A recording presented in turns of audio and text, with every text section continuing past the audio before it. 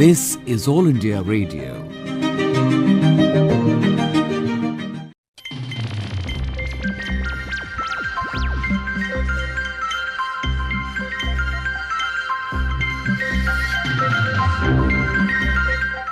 नमस्कार, विज्ञान पत्रिका के इस अंक में आपका स्वागत है। मैं हूं आपकी होस्ट राजलक्ष्मी। सत्य है कि जल ही जीवन है और पानी की एक एक बूंद कीमती है।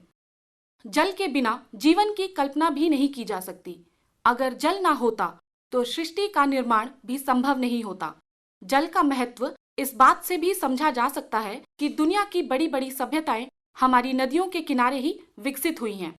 मनुष्य ने जल का इतना दोहन कर लिया है कि आज दुनिया की आधी आबादी को पीने के लिए स्वच्छ पानी तक मुहैया नहीं है। भारत भी इससे अछूता नहीं है और तमाम रिपोर्ट इस बात को मजबूती से दोहरा रही हैं कि अगर हम जल संसाधन का उचित प्रबंधन नहीं कर पाए तो हम अपने आने वाले दिनों में पानी की एक एक बूंद के लिए भी तरस जाएंगे। आज के इस अंक में हम बात करेंगे अटल भूजल योजना की। इस विषय पर विस्तार से चर्चा के लिए आज हमारे साथ आकाशवाणी के स्टूडियो में उपस्थित हैं श्री प्रतुल सक्सेना जी, जो कि अटल भूजल योजना के प्रोजेक्ट डायरेक्टर हैं। सर, आपका स्टूडियो में बहुत बहुत स्वागत है। धन्यवाद। सर, सर्वप्रथम हमारे श्रोताओं को बताइए कि आखिर क्या है अटल भूजल योजना और इसका मुख्य उद्देश्य क्या है। देखिए, जैसा कि आपने बताया अभी कि भूजल स्रोतों का अत्यधिक दोहन हो रहा है। आज से करीब 3 वर्ष पूर्व अटल भूजल योजना लाई गई थी, जिसके कि 3 सिद्धांत हैं। पहला सिद्धांत है कि ग्राम पंचायतों की सहभागिता। दूसरा है डिमांड साइड मैनेजमेंट। अगर मैं थोड़ा सा इस पे विस्तृत रूप से आपको जानकारी दूं, पानी के मैनेजमेंट के 2 तरीके होते हैं। एक तो सप्लाई साइड मैनेजमेंट, जिसमें कि आप पानी की उपलब्धता को बढ़ाते हैं, आप रिचार्ज स्ट्रक्चर्स बनाते हैं जिससे कि बारिश का पानी एकत्रित होता है, उसको आप भूगर्भ में डालते हैं, जिससे कि एक तरह से पानी की उपलब्धता बढ़े। दूसरा होता है डिमांड साइड मैनेजमेंट, यानी कि जो पानी आप खर्च कर रहे हैं, जिसका आप उपयोग कर रहे हैं, उसके उपयोग में कमी लाई जाए। तो आज तक हम सरकारी क्षेत्र में सप्लाई साइड पे ही ज़्यादा फोकस कर रहे थे।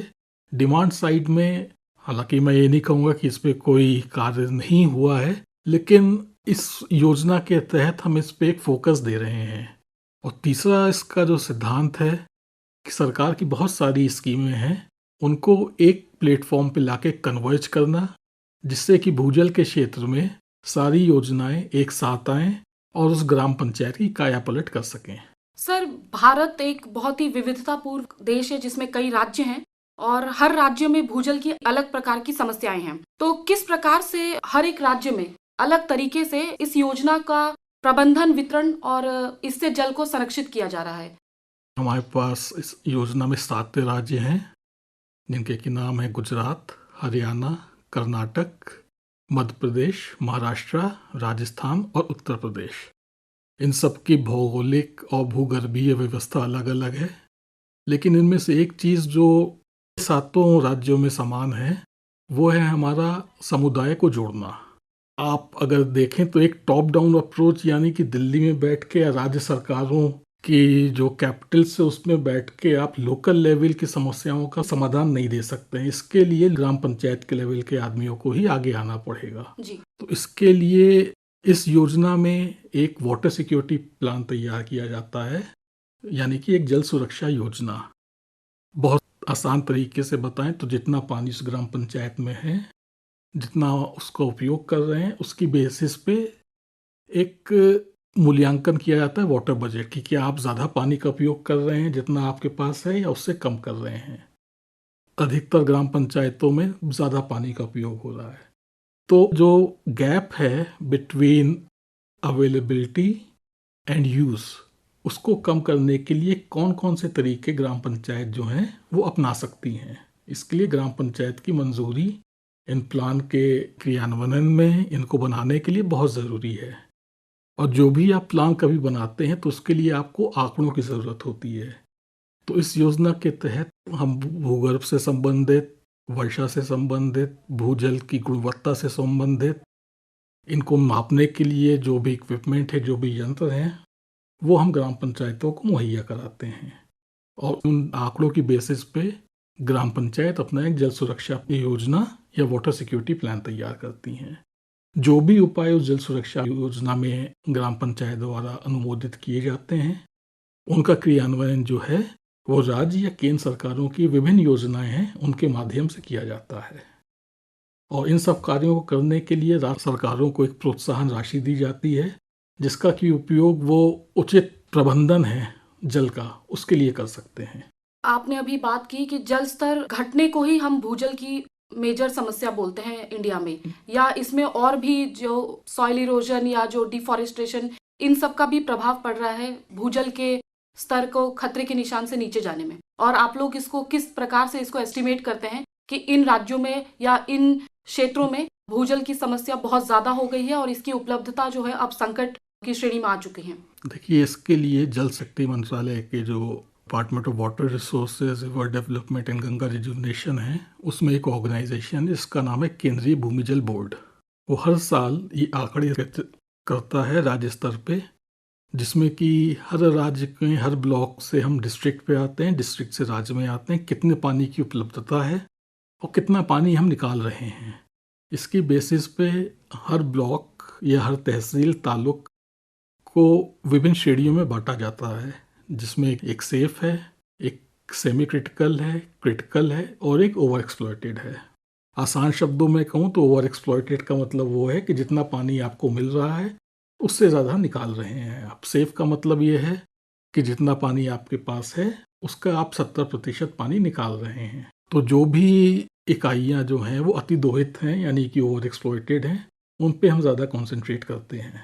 सर, इस योजना से हमारे भारत के जो किसान हैं या हमारे कृषि क्षेत्र में इसका अभी तक, क्योंकि 4 साल हो चुके हैं इसको, तो उस पर क्या असर पड़ा है? क्या पॉजिटिव स्टेप्स आपने लिए हैं और क्या असर इसका आपको दिख रहा है?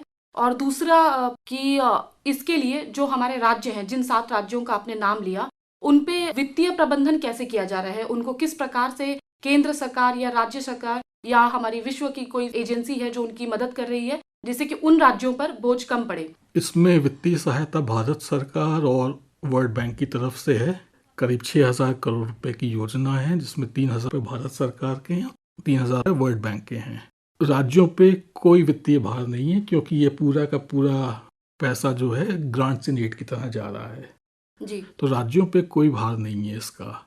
आपने कहा किस तरह से जाता है, तो मैंने आपको पहले कहा था कि हम कुछ उनको यंत्र देते हैं और कुछ इंसेंटिव देते हैं, प्रोत्साहन राशि देते हैं। 6,000 करोड़ में से 1,400 करोड़ रुपए जो है, जिसको कि हम कहते हैं component 1, institutional strengthening and capacity building, यानी कि इक्विपमेंट का खर्चा, कुछ एक्सपर्ट्स का खर्चा, जो लोग पंचायतों में जाके काम करते हैं उनका मानदेय, उनकी सैलरी, ये सब आता है। और जो बाकी बचा 4,600 करोड़ रुपए है, वो प्रोत्साहन राशि है। हर राज्य के लिए एक लक्ष्य तय है, जो कि उनको पहले से पता है। अगर वो लक्ष्य वो प्राप्त कर लेते हैं तो उनको एक प्रोत्साहन राशि दी जाती है, जिसका कि उपयोग वो समुचित जल प्रबंधन पे कर सकते हैं। जी सर, अटल भूजल योजना के प्रोजेक्ट डायरेक्टर के तौर पर इन 4 सालों में, क्योंकि ये भारत के पूर्व प्रधानमंत्री श्री अटल बिहारी वाजपेयी जी की जयंती पर इसका लोकार्पण किया गया था और अभी 4 साल हो चुके हैं इसको, 2024-25 इसकी तिथि तय की गई थी। तो क्या इस तिथि में और एक्सटेंशन होने की कोई गुंजाइश है, या फिर आप लोग अपने टारगेटेड तिथि को लेके ही बदलाव की उम्मीद कर रहे हैं? देखिए, इसमें मैं ये कहना चाहूँगा कि सर्वविदित है कि ये योजना 1 अप्रैल 2020 से लागू हुई थी जी। जो कि कठिन समय था देश के लिए और दुनिया के लिए। तो उस वजह से थोड़ा तो हम चाहेंगे कि इस योजना का विस्तार हो in terms of time frame, लेकिन अभी भी हम 2025 का लक्ष्य को अपने दिमाग में है हमारे कि हम उस तक कर लें। अगर कुछ कमी होती है तो हम निश्चय ही सोचेंगे कि क्या इस योजना को एक्सटेंड करना चाहिए। सर, किसी भी सरकारी योजना के लिए उसके इम्प्लीमेंटेशन के लिए सबसे ज़्यादा ज़रूरी है मास अवेयरनेस, यानी कि जनता को जागरूक करना। तो अटल भूजल योजना स्कीम के बारे में आपने किस तरह से, जिस सामुदायिक भागीदारी की आपने बात की, ग्रामीण पंचायतों के सम्मिलित होने की आपने बात की, तो उनको प्रोत्साहित तो किया गया और उन पे कोई वित्तीय बोझ भी नहीं पड़ा, लेकिन मास अवेयरनेस की वो जल संरक्षण में, भूजल के संरक्षण में विशेषकर आपकी सहायता करे, आपकी मदद करे, इसके लिए कैसे जागरूकता फैलाई गई और इसके लिए क्या कदम लिए गए हैं? जो मैंने आपको पहला कंपोनेंट बताया था institutional strengthening and capacity building का, उसमें करीब 1400 करोड़ रुपए का एलोकेशन है। इसके लिए हमने राज्य स्तर पे एक डिस्ट्रिक्ट इम्प्लीमेंटेशन पार्टनर्स जो कि एनजीओज हैं उनका सहयोग लिया है। ये एनजीओज ग्राम पंचायत में जाते हैं, वहाँ की जनता को जागरूक करते हैं, अलग अलग इनके अलग अलग माध्यमों से, नुक्कड़ नाटक हो गया, पैम्फलेट हो गया, हाउस टू हाउस मीटिंग करते हैं ये, प्लस रेडियो जिंगल्स हैं, कुछ छोटी डॉक्यूमेंट्रीज हैं जिससे कि जनता को जागरूक किया जाता है। और आप भी जानती हैं कि महिलाओं की भागीदारी बहुत आवश्यक है इन सब कार्यों में। जी। तो अटल भूजल योजना में हमारा लक्ष्य है कि कम से कम 33% महिलाएं जो हैं इस योजना से आके जुड़ें और इसमें अपना एक्टिव कंट्रीब्यूशन दें। तो अभी तक हम इस कार्य में अपने लक्ष्य के समीप हैं, लक्ष्य को हम प्राप्त कर लेंगे। सर, अंत में मैं आपसे ये ज़रूर जानना चाहूँगी कि स्टेप बाय स्टेप अप्रोच तो ठीक रहता है, लेकिन दीर्घकालीन संदर्भ में भूजल संरक्षण के लिए अटल भूजल योजना के अंतर्गत कौन कौन से कदम उठाए जा रहे हैं या उठाए जाएंगे? ये बहुत अच्छा सवाल है आपका, क्योंकि हमने देखा है कि इस तरह की योजनाएं जब आती हैं, योजना जब तक रहती है तब तक उस योजना का जो रिस्पॉन्स है पब्लिक का वो अच्छा रहता है। लेकिन एक बार योजना ख़त्म हो जाती है तो धीरे धीरे लोग वापस उसी अपने रूटीन में आ जाते हैं। जी। तो इसमें हम ये कदम उठा रहे हैं कि पहले तो हम इस चीज़ को इंस्टीट्यूशनलाइज करने के विचार में हैं, खास तौर से पंचायती राज मंत्रालय के साथ, कृषि मंत्रालय के साथ, कि जो हमारा वाटर सिक्योरिटी प्लान है, it should serve as the basis for all the development activities related to water for that particular gram panchayat. इसके लिए हम ये भी कोशिश कर रहे हैं कि जो ग्राम पंचायत डेवलपमेंट प्लान होता है पंचायती राज का, उसके साथ हमारा वाटर सिक्योरिटी प्लान अलाइन हो, जिससे कि ये जो वाटर सिक्योरिटी प्लान है योजना की समाप्ति के बाद खत्म ना हो जाए, इनको एक निरंतर गति मिलनी चाहिए। आकाशवाणी के स्टूडियो में आने के लिए और अटल भूजल योजना के बारे में विस्तृत जानकारी देने के लिए मैं आपका बहुत बहुत शुक्रिया अदा करना चाहूँगी सर। आशा करती हूँ कि हमारे श्रोता इससे लाभान्वित होंगे। आपका बहुत बहुत धन्यवाद। धन्यवाद। विज्ञान पत्रिका के इस अंक में इतना ही। राजलक्ष्मी को दीजिए अनुमति।